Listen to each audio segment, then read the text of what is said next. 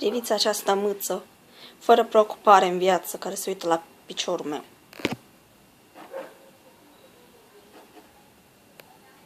Altceva a simțit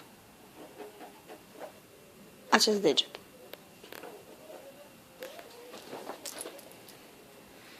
Aventurile cu Kitty în această... Bă, poate sare pe mine, Doamne. Aventurile cu Kitty în această cameră, bă, da proastă ești. Uită-te și tu la mine, Kitty. Kitty. Bă. Hahalero. Țigancu. Hai, mă. Hai. Dă un zâmbet fanilor tăi. Așa fă, că știi și tu să ridici capul, dar nu ești proastă. Sau ești? Auziți și pe Paco, care mârie că vrea și el să fie vedetă, dar nu. Că acest videoclip e doar cu Kitty. Deci această pisică o cheamă Kitty, da? E atât de proastă și atât de timidă, se pare.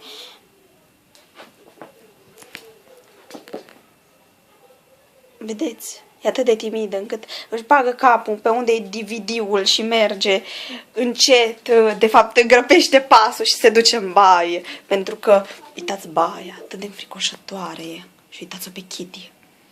Uitați-o. Admirați-o. Priviți-o. Kitty!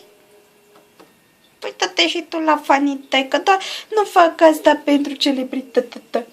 Sau poate o fac. De s-a pus în... Deci, uitați gresia mea fabuloasă și degetul meu care a apărut acum pe ecran. Deci, priviți această gresie. Deci, atât de mult Kitty s-a jucat cu această gresie încât nu mai avem. Nu mai există. A dispărut în viața asta. A murit. Moment de reculegere. Trebuie să bocim. Hai, Kitty, bocește pentru gresia care a omorât-o criminală. Gata, s-a pus jos. Nu are chef, pentru că știe că e filmată. Știe că o fac de râs. E rușine. Am așa o pisică rușinoasă, Doamne. Doamne, Kitty. Priviți. Priviți ochii care nu se uită la voi. Priviți-o. Priviți-o. Uitați-o. Admirați-o. Uitați-vă și voi ce neagră ești, ce grasă e. Nici eu nu înțeleg de ce e atât de grasă și atât de mare. Și de ce e atât de leneșă și altele. Și cred că seamănă cu mine.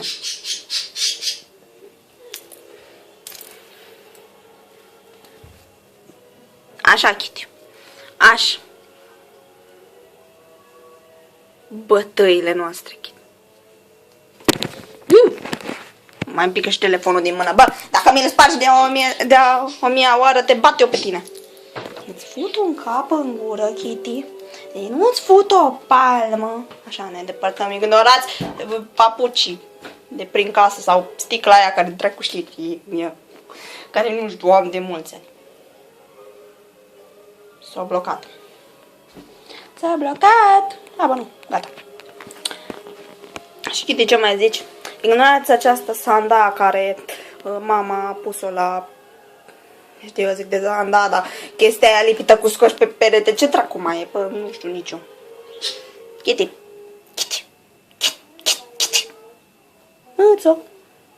Kitty, ești atât de rușinoasă. Te ascunzi într-un colț. Să-ți fie rușine și fugi de fanii tăi. Ce o să zică fanii tăi? O să te urască, Kitty, o să te urască. Și o să te huiduie pentru că fugi de ei și nu spui cât de mult te iubește. Da, pe drecu, dacă tu iubești pe cineva, eu mă fac Suleiman. Ești atât de nesimțită, Kitty.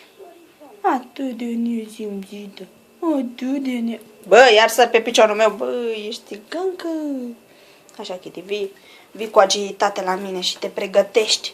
Te pregătești. Îți pregătești mare acțiune sau ce dracu, că o să-mi pice telefonul. Deci priviți un video cu Kitty. Ce face Kitty în fiecare zi? Mă torturează pe mine, dar în acest moment o torturează pe ea. Se întoarce rata. Priviți-o. Admirați, uitați-o cum dă din coadă. Uitați, numai asta știe. Așa, Kitty. Așa. Cu forță, mă, uitați-vă și voi. Asta e sport național aia, să dea din coadă, mă, să dea, să-i se arată nervi, să are dragi pe ea. Ce vreți, mă, oameni buni? Ce vreți cu ea? Ce vreți? Priviți-o. Priviți ochii ăia. Priviți ochii ăia malefici. Uitați, admirați-o. E mortal. Admirați. Bă, tu închizi ochii, bă, ești nesimțită să-mi bag. Ce mai faci, Kitty? Ce mai zici? Nu mai zici nimic, chiar așa? Chiar așa te-ai făcut te-a dracului? Păi știam eu că ești a dracului. Puma, fiță să care ești. Bă, țigâncă. Bă, spălăcită din slăbozia. Așa, măcar ai întors capul la camera. Bă, să fie, bă. E ceva, domne. Trebuie premii pentru chestia asta. Bă, să admirăm. Uitați, mă. Uitați acest. Deci, în toată casa asta și toate locurile din casa asta mică și prăpădită și alte chestii, doar acest loc îi place. Aici. Pentru că vede pe toată lumea, mă. Pe toată lumea. Și când te duci la baie și ce fac eu în cameră și ce face tata și când se cacă mama prin bucătărie. Dar ce, mă, să conteze? Hai să nu implic pe Sori, că nu mă duc